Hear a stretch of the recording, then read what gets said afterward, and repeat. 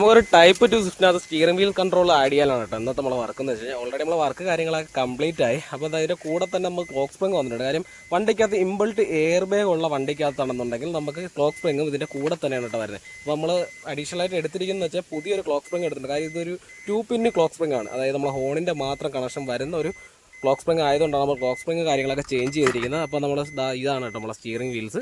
അപ്പോൾ കമ്പനി ഇതിനകത്ത് inbuilt air bag വരുന്ന മോഡലായതുകൊണ്ട് നമുക്ക് എയർ ബാഗിൻ്റെ എമൗണ്ട് കുറഞ്ഞു ഏകദേശം 7,000 സംതിങ് ഉള്ള രൂപ വരുന്നുണ്ട് നമുക്ക് ഈ എയർ ബാഗ്. പക്ഷേ സ്റ്റിയറിംഗ് വീൽസ് വന്നിട്ട് നമുക്കൊരു 4,000 രൂപ ആ റേഞ്ചാണ് കേട്ടോ സ്റ്റിയറിംഗ് വീൽസ് വരുന്നത്. പിന്നെ നമ്മളെ ക്ലോക്ക് സ്പ്രിംഗ് വന്നിട്ട് 1,400 ആ റേഞ്ച് ക്ലോക്ക് സ്പ്രിംഗും വരും. അപ്പോൾ നമ്മളെ വർക്ക് കാര്യങ്ങളെല്ലാം കംപ്ലീറ്റ് ആയിട്ടുണ്ട്. ഇതിനകത്തിരിക്കുന്ന സ്റ്റീരിയോ എന്ന് വെച്ച് കഴിഞ്ഞാൽ DHC എന്ന് പറയുന്ന ബ്രാൻഡിൻ്റെ ഒരു സ്റ്റീരിയോ ആണ് കേട്ടോ. അപ്പോൾ നമ്മളതിനകത്ത് എല്ലാ ഐറ്റംസുകളും നമുക്ക് ഇതിനകത്ത് പക്കായിട്ട് വർക്ക് ആവുന്നുണ്ട്. അപ്പോൾ നമ്മൾ ഓളിയും കാര്യങ്ങളെല്ലാം കൂട്ടാൻ നേരത്തും എല്ലാം ഫുള്ള് നമ്മളങ്ങനെ ടോട്ടലി ഫുള്ള് അങ്ങനെ സെറ്റ് ചെയ്തിരിക്കുകയാണ് കേട്ടോ.